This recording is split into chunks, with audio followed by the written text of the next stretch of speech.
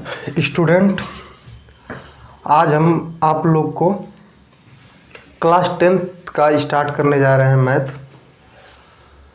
जिसका पहला चैप्टर है रियल नंबर्स। इस रियल नंबर्स को पढ़ने के लिए जो चीज़ें ज़रूरी हैं, जो जानना चाहिए, आप लोग क्लास 9th में मिस कर चुके हों, उसको सबसे पहले आज पहले लेक्चर में हम पढ़ाएंगे।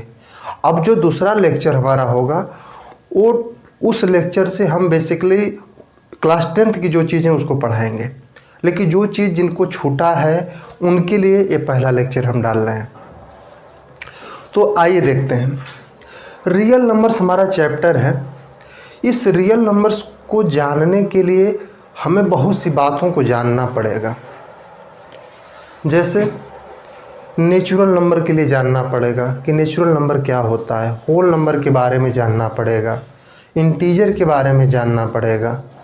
इन सब बातों को हमें जानना पड़ेगा कि रेशनल नंबर क्या होता है, इरेशनल नंबर क्या होता है, क्योंकि इन्हीं के बेसिस पे हम उनका डेफिनेशन देते हैं।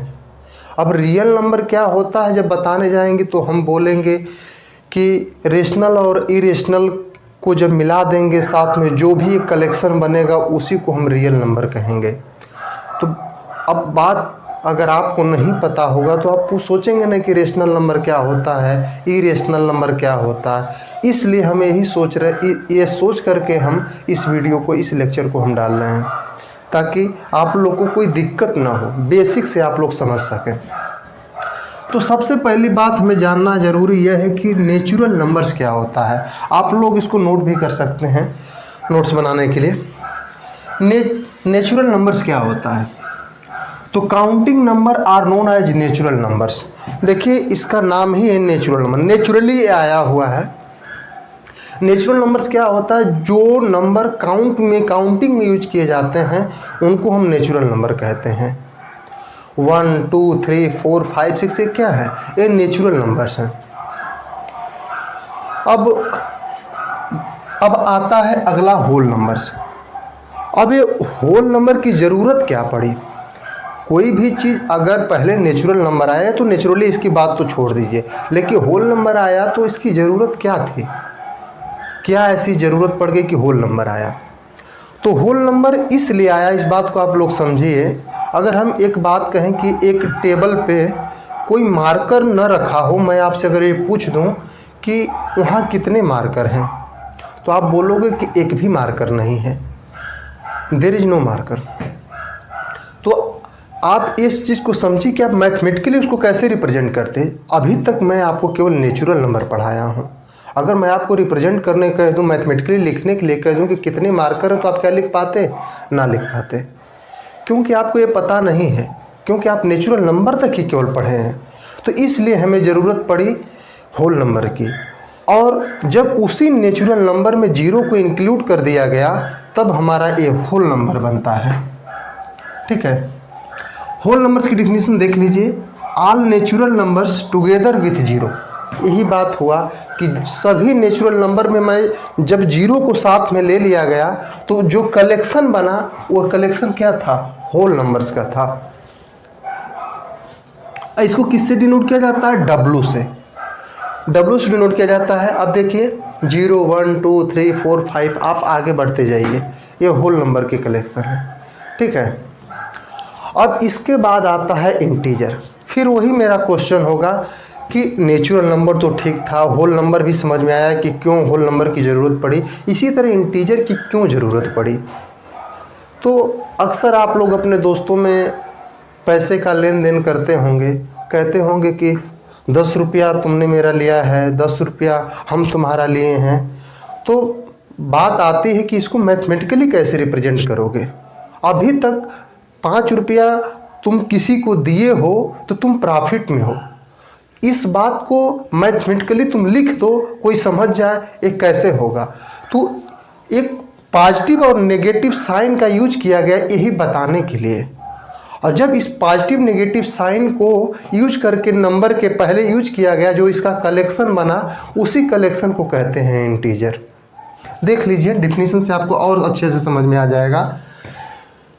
ऑल नेचुरल नंबर, सभी नेचुरल नंबर और zero and negative of natural number, सभी नंबर का नेगेटिव, सभी नेचुरल नंबर का नेगेटिव और नेचुरल नंबर और जीरो को जब मिला दिया जाएगा तो जो कलेक्शन बनेगा वही क्या होगा, इंटीजर होगा। जैसे अभी आप 5 रुपया किसी को दिए हैं तो आप प्रॉफिट में हैं, तो आप +5 हैं। किसी से 10 रुपया ले लिए हैं तो आप कर्ज में हैं, इसका मतलब आप नेगेटिव में हैं, -10।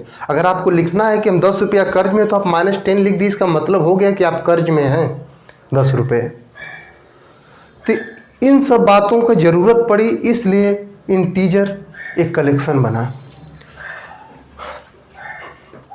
अब इंटीजर को 3 भाग में डिवाइड किया गया, पॉजिटिव इंटीजर, नेगेटिव इंटीजर और एक जीरो इंटीजर। अब बात आती है कि जीरो पॉजिटिव इंटीजर है कि नेगेटिव इंटीजर है। हालांकि इसका मैंने अलग से नाम दे दिया है जीरो इंटीजर, लेकिन आप लोग को बताना चाहेंगे कि जीरो ना तो पॉजिटिव इंटीजर है ना तो नेगेटिव इंटीजर है। क्यों? क्योंकि जीरो एक डिवाइडर का काम करता है। हम इसके मदद से कह पाते हैं कि जो जीरो के राइट है वो क्या है, पॉजिटिव इंटीजर है, और जो जीरो के लेफ्ट है वो क्या है, नेगेटिव इंटीजर है। अगर इस बात को मैं आपको अच्छे से और समझाना चाहूँ तो ये कहेंगे कि ये 2 पर्सन ए और बी हैं, एक इनका मकान है और एक यहाँ पर पोल हम कर देते हैं, पोल है, और बी का मकान ए है। मैं ये कहूँ कि ये जो पोल है यह ये जो ए और बी जो पोल है, या ए का घर है बी का घर है, तो किसके घर में ये पोल पड़ रहा है, तो आप नहीं बता पाओगे, क्योंकि ये पोल डिवाइडर का काम कर रहा है कि पोल के जो राइट है वो बी का घर है, जो पोल के राइट है वो ए का घर है। इसलिए हम जीरो को भी नहीं कह पाएंगे कि वो पॉजिटिव इंटीजर है कि नेगेटिव इंटीजर है। इस बात को आप लोग समझिए, ठीक है। और एक बात ऊपर की चीज़ हम भूल गए थे, उसको बता देते हैं। अक्सर एक क्वेश्चन दिमाग में उठ जाता है, कुछ लड़कों द्वारा पूछा जाता है कि सर अभी आपने बताया कि नेचुरल नंबर की जो डिफिनीशन होती है, आप कह रहे हैं कि सर जो काउंटिंग नंबर होता है वो नेचुरल नंबर होता है, तो सर जीरो क्यों नहीं नेचुरल नंबर होता है? आप तो डिफिनीशन दे ही रहे हैं कि counting number are known as natural numbers. तो बाबू हमारा आंसर ये होगा कि जीरो काउंटिंग में यूज नहीं करते हो। देख लेना, अभी जैसे मैंने कहा था कि अभी टेबल पे कोई मार्कर न रखा हो और मैं पूछूं कि बाबू वहाँ कितने मार्कर हैं, तो तुम ये कहोगे कि सर वहाँ एक भी मार्कर नहीं, ये नहीं कहोगे कि जीरो मार्कर हैं। काउंटिंग में यूज नहीं करते हो, इसलिए बाबू जीरो नेचुरल नंबर नहीं है। अब इंटीजर आप लोग तो जान गए। इंटीजर के बाद अब रेशनल नंबर आता है।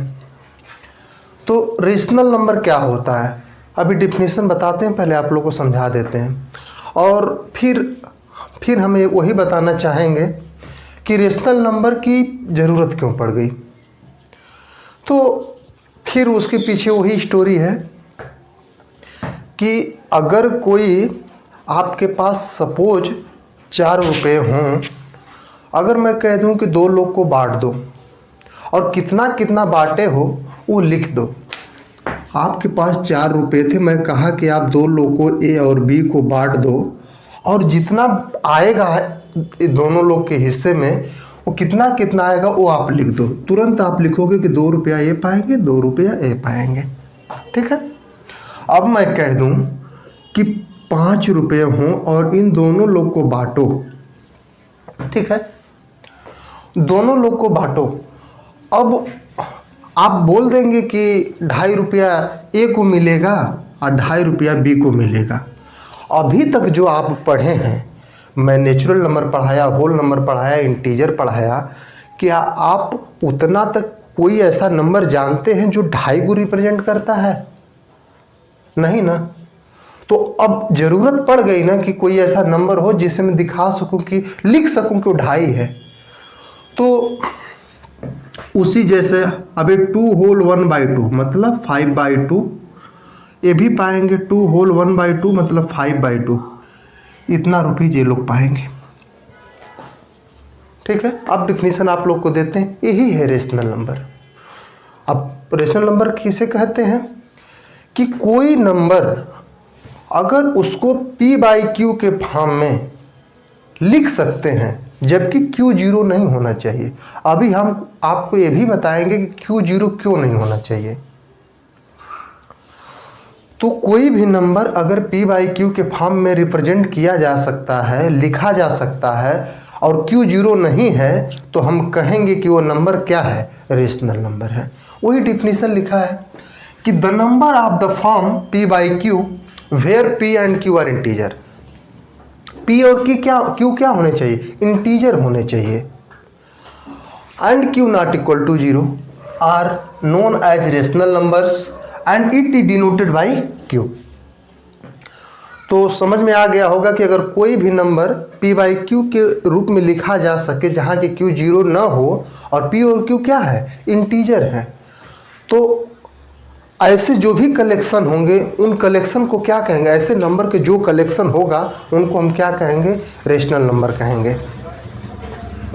अब जैसे इसको q से डिनोट करते हैं, कैपिटल Q से। अब एग्जांपल आप देख लीजिए, जैसे 2/3 p बाई क्यू के रूप में लिखा गया है। 2 और 3 इंटीजर है, 3 जीरो के बराबर नहीं है। हमारा जो डिफिनीशन है वो सेटिस्फाई हो रहा है। यहाँ पर भी p बाई क्यू के रूप में लिखा गया है। -5 एक इंटीजर है, 7 भी इंटीजर है, 7 जीरो नहीं है, ठीक है। इसी तरह 7/-2। अब जीरो, अब देखिए जो जीरो है ये भी एक रेशनल नंबर है। अब कोई कह देगा कि ये सर p बाई क्यू के फॉर्म में तो नहीं लिखा गया है। अगर हम 0/1 लिख दें तो अभी तो ये नंबर वही रहेगा ना, बदलेगा तो नहीं। और जीरो एक इंटीजर है, 1 भी एक इंटीजर है, 1 जीरो के बराबर भी नहीं है, तो ये क्या हुआ, रेशनल नंबर हुआ। इसी तरीके से आप 1 ले लो, 1/1, 2/1, -5/1, ये सब रेशनल नंबर की एग्जाम्पल है। मैं लिखा हूँ √4। अब ये देखो डायरेक्ट p बाई क्यू के फॉर्म में नहीं है, लेकिन इसकी वैल्यू होती है 2 और इसको लिखा जा सकता है 2/1, मतलब ये क्या है, रेशनल नंबर है। हमने बोला है कि किसी भी नंबर को अगर p बाई क्यू के फॉर्म में लिखा जा सके जबकि q जीरो ना हो, p और q इंटीजर हो, तो हम कहेंगे कि वह नंबर क्या है, रेशनल नंबर है। वही बात है, √4 था। अब इसको हम लिख सकते हैं 2 और 2 को 2/1 लिख सकते हैं, इसलिए क्या हुआ, यह रेशनल नंबर हो गया। अब इसी तरह से √27 है। √27 की वैल्यू आप लोग जानते हैं कि मतलब इसका सिंपल सा मतलब हुआ कि ऐसा कौन सा नंबर है जिसका क्यूब 27 है, ऐसा कौन सा नंबर है जिसका 3 बार सेम बार मल्टीप्लाई करने पे वो 27 आ जाए, तो वो नंबर 3 है, ठीक है। अब ये जो 3 है इसको 3/1 लिख सकते हैं। हमारा जो इस रेशनल का डेफिनेशन वो कंप्लीट हो गया, ठीक है। तो यह रेशनल नंबर हो गया। अब हमको जहाँ तक उम्मीद है कि आप लोग को रेशनल नंबर समझ में आ गया होगा। अब आता है अगला इरेशनल नंबर। अब इरेशनल नंबर की ज़रूरत क्यों पड़ी, अब वो तो अंडरस्टूड है, एकदम अंडरस्टूड है, क्योंकि जब मैं रेशनल नंबर की डिफिनेशन दिया तभी कहा कि जो नंबर p बाई क्यू के रूप में लिखा जा सके और q जीरो ना हो, ऐसे नंबर को हम रेशनल नंबर कहते हैं। तो जो नहीं लिखा जाएगा उसको क्या कहेंगे, उसी को इरेशनल नंबर कहते हैं। बात समझ में आ गई होगी आप लोग को कि a number which can not be written in the form p by q is known as irrational numbers. जैसे √3 है। अब इस √3 का वैल्यू आप नहीं निकाल पाओगे, जो कि √3 की वैल्यू ऐसा कोई नहीं होगा जो एक इंटीजर है, क्योंकि आप जानते हो कि रेशनल नंबर होगा तो p बाई क्यू मतलब इंटीजर होना चाहिए, और √3 की वैल्यू ऐसी कोई नहीं आएगी जो इंटीजर हो। इसी तरह √5 की वैल्यू ऐसी कोई नहीं आएगी जो कि एक इंटीजर हो। तो आप लोग को समझ में आ गया होगा कि इरेशनल नंबर क्या होता है। इरेशनल नंबर जो p बाई क्यू के फॉर्म में न लिखा जाए उसको कहेंगे इरेशनल नंबर है। अब आप लोग को हम पढ़ाएंगे डेसिमल के बेसिस पे रेशनल और इरेशनल की डिफिनीशन, इसको जानने के लिए आप लोग को जानना पड़ेगा कि टर्मिनेटिंग डेसिमल क्या होता है, नॉन टर्मिनेटिंग डेसिमल क्या होता है, रेकरिंग क्या होता है, नॉन रेकरिंग क्या होता है। तो इसके लिए आप लोग को हम पहले टर्मिनेटिंग डेसिमल बताते हैं। तो क्या होता है टर्मिनेटिंग डेसिमल कि अगर कोई भी फ्रैक्शन है तो उसको डेसिमल के रूप में एक्सप्रेस किया जा सकता है। पहली बात, अगर उसको डेसिमल के रूप में एक्सप्रेस किया जाएगा तो दो कंडीशन होगी।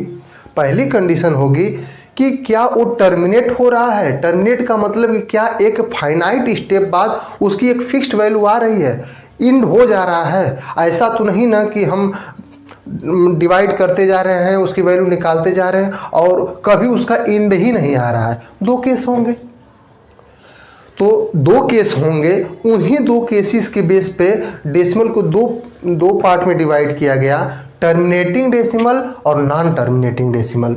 देखिए, तो टर्मिनेटिंग डेसिमल क्या होता है कि every fraction p by q can be expressed as a decimal, मतलब कि हर एक फ्रैक्शन पी बाई क्यू को डेसिमल के रूप में एक्सप्रेस किया जा सकता है इफ द डेसिमल एक्सप्रेशन, यदि कोई decimal expression p by q का अगर टर्मिनेट हो जाता है, मतलब that is come to an end, मतलब एक इंड पे पहुंच जाता है, तो उस डेसिमल को क्या कहेंगे, जो हमें वो डेसिमल मिलेगा वो क्या कहलाएगा, टर्मिनेटिंग डेसिमल कहलाएगा। आपको समझ में आ गया होगा।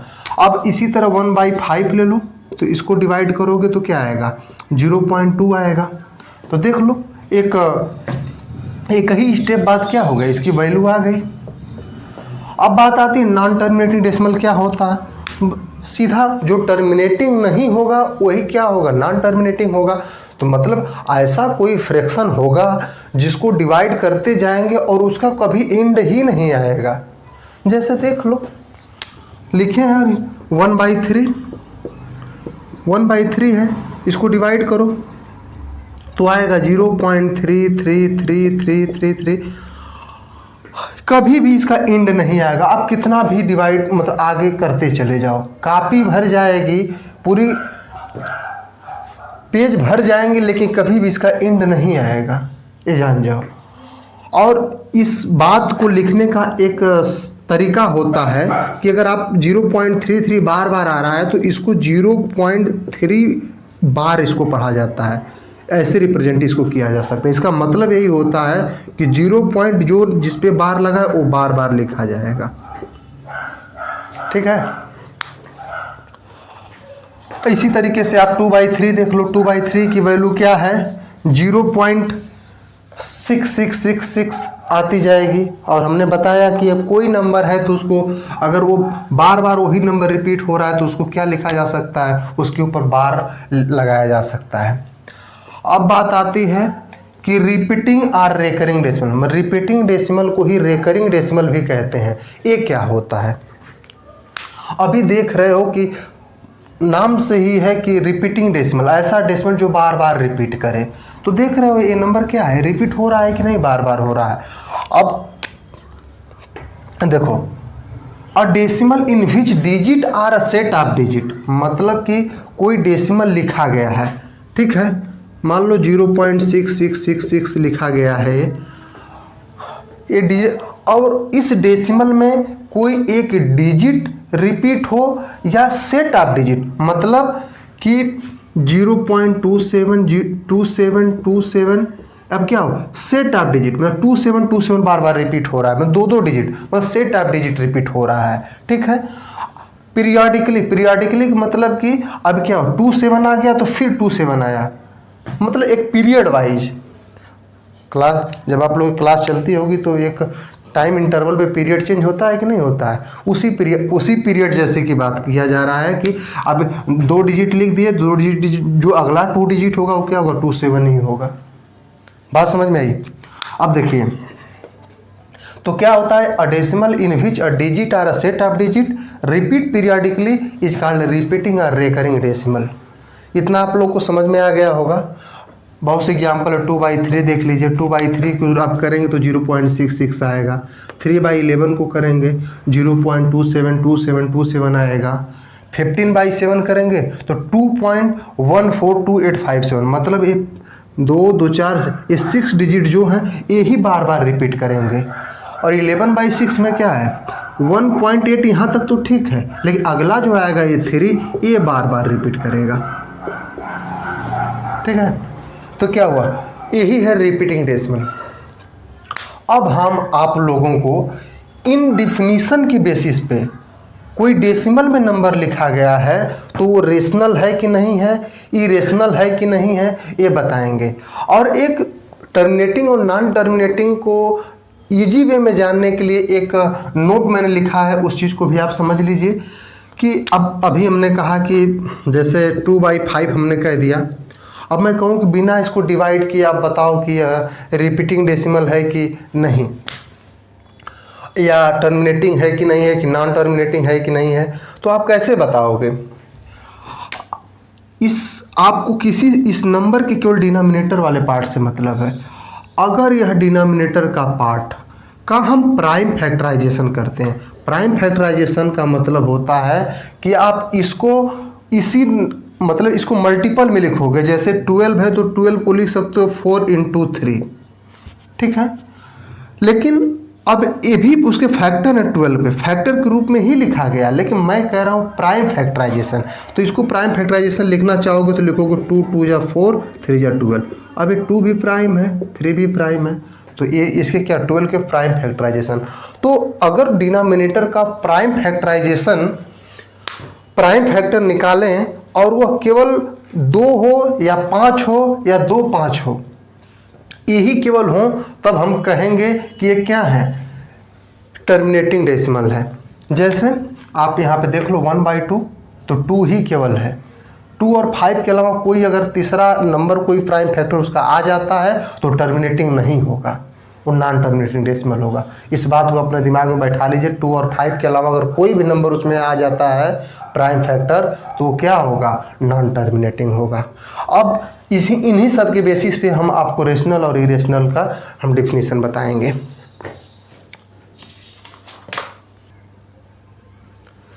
रेशनल नंबर, अब हम बताएं अभी ना कि क्या होता है टर्मिनेटिंग, नॉन टर्मिनेटिंग, रिपीटिंग और नॉन रिपीटिंग। नॉन रिपीटिंग का जो रिपीटिंग डेसिमल नहीं होगा वो नॉन रिपीटिंग होगा, वहाँ छोटा था, लेकिन नॉन रिपीटिंग वही होता है, जो रिपीटिंग नहीं होगा वो नॉन रिपीटिंग होगा।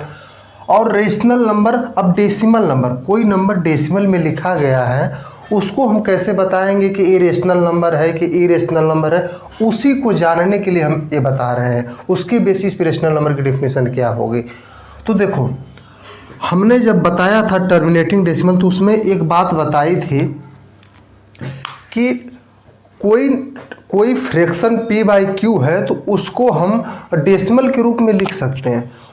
अब किसी फ्रैक्शन को ही डेसिमल के रूप में लिखे हैं ना, इसका मतलब तो फ्रैक्शन था ही ना। अब फ्रैक्शन था तो इसका मतलब क्यों क्या था, रेशनल नंबर था। तो टर्मिनेटिंग डेसिमल उसी से आया था। तो देखिए कि अगर जैसे यहाँ पे 25/8 हमने एग्जाम्पल लिया है और 25/8 को आप डिवाइड करोगे तो आएगा 3.125। मतलब अगर 3.125 है तो यह 3.125 जो है यह इरेशनल नंबर है। कैसे है, क्योंकि पहले अगर उसकी डिफिनीशन हम बता दें आपको कि टर्मिनेटिंग क्या होता है रेशनल नंबर। तो रेशनल नंबर अगर कोई भी नंबर है, अगर उसको टर्मिनेटिंग डेसिमल के रूप में एक्सप्रेस कर दें या रिपीटिंग डेसिमल के रूप में एक्सप्रेस कर दें, या तो वो टर्मिनेटिंग हो या तो रिपीटिंग हो, अगर उन दोनों में से कोई भी हो तो वो जरूर और जरूर क्या होगा, रेशनल नंबर होगा। तो देख लो 3.125 ये तो टर्मिनेटिंग डेसिमल है तो होगा ही 0.3 बार मैं लिख दूं तो इसका मतलब ये क्या है, रिपीटिंग है। तो रिपीटिंग है फिर भी क्या होगा, रेशनल नंबर होगा, क्योंकि 1/3 को ही तो 0.3 बार आया है। इसकी वैल्यू क्या होती है 1/3 p/q के रूप में लिखा गया, इसलिए क्या है, रेशनल नंबर है। मतलब कि अगर कोई भी नंबर हो, अगर वह उसको टर्मिनेटिंग डेसिमल हो या तो रिपीटिंग हो तो हम क्या हो, वो जरूर रेशनल नंबर होगा। अब देखो इरेशनल नंबर क्या होता है। इरेशनल नंबर और a number which can neither be expressed as a terminating decimal nor as a repeating decimal। Simple सी बात है कि अगर कोई भी नंबर ऐसा है जो कि न तो टर्मिनेटिंग है, मतलब कि वो उसको हम डेसिमल में चेंज कर रहे हैं, उसका कभी भी इंड नहीं आ रहा है, और नॉन रिपीटिंग मतलब वो रिपीट भी नहीं कर रहा है, न तो टर्मिनेट ही कर रहा है न तो रिपीट ही कर रहा है, मतलब दोनों बात यहाँ पे साथ साथ होनी चाहिए, न रिपीट करना चाहिए न टर्मिनेट करना चाहिए। ये दोनों अगर ऐसा होता है तो हम कहेंगे कि इरेशनल नंबर है। देख लो एग्जाम्पल दिया है 0.01001। पहली बात डॉट डॉट जा रहा है, इसका मतलब टर्मिनेट नहीं हो रहा है, ये नॉन टर्मिनेटिंग है पहली बात। रिपीट देख लेते हैं, यहाँ 01 है, यहाँ 001 है, 00। कुछ ऐसा नहीं है कि जो एक पीरियाडिकली क्या हो रहा है, रिपीट हो, ऐसा कुछ नहीं है, तो मतलब नॉन रिपीटिंग है। तो ऐसे नंबर को क्या कहते हैं, इरेशनल नंबर। तो ये इरेशनल नंबर हो गया। अब बात आती है पाई की। पाई क्यों इरेशनल नंबर है? देखो, क्योंकि पाई जो है, इस पाई की वैल्यू मैथमेटिशियन द्वारा निकाला गया, मिलियन प्लेस तक निकाला गया है, लेकिन उसकी वैल्यू कभी भी टर्मिनेट नहीं करती, ना रिपीट करती है, ये देखा गया। तो इसलिए क्या है, पाई इरेशनल है। और अंडर रूट 3 की वैल्यू आप निकालोगे तो ये जान जाओ 1.732050756888 इसी तरह वैल्यू आती जाएंगी। देख लो, ना तो टर्मिनेट कर रहा है ना कोई वैल्यू रिपीट कर रहा है। हमने इरेशनल नंबर में अंडर रूट 3 का एग्जाम्पल दिया था ना, देख लो उसकी डेसिमल में क्या वैल्यू आ रही है, यही आएगी, ना तो कभी टर्मिनेट करेगी ना कुछ रिपीट हो रहा है, तो ये क्या हुआ, इरेशनल नंबर हुआ। अब बात आती है रियल नंबर। इसी को पाने के लिए इतना सब हम किए हैं। क्या होता है रियल नंबर? रेशनल नंबर और इरेशनल नंबर को जब मिला दिया जाता है तो जो कलेक्शन बनता है उसी को हम कहते हैं रियल नंबर। और रियल नंबर में जैसे अंडर रूट 3 देख लो, इरेशनल है। अंडर रूट 4 क्या है, रेशनल है। 2/5 रेशनल है, ये भी रेशनल है, ये भी रेशनल है, ये भी रेशनल है। क्या इन्हीं कलेक्शन को मिला करके, रेशनल और इरेशनल के कलेक्शन को मिलाकर ये क्या है, इरेशनल रियल नंबर होता है, सॉरी। ठीक है। अब अगला लेक्चर जो भी हमारा होगा, उस लेक्चर में अब जो क्लास 10th की चीज़ें हैं वो हम आपको पढ़ाएंगे। अब ये तो बेसिक चीज़ें थी, जो चीज़ आपको जाननी चाहिए। अगर आप जानते हैं तो इस वीडियो को आप स्किप कर सकते हैं, अगर नहीं जानते हैं तो इसको अच्छे से पढ़िए, और जो अगला वीडियो होगा आपको और अच्छे से समझ में आएगा। Thank you.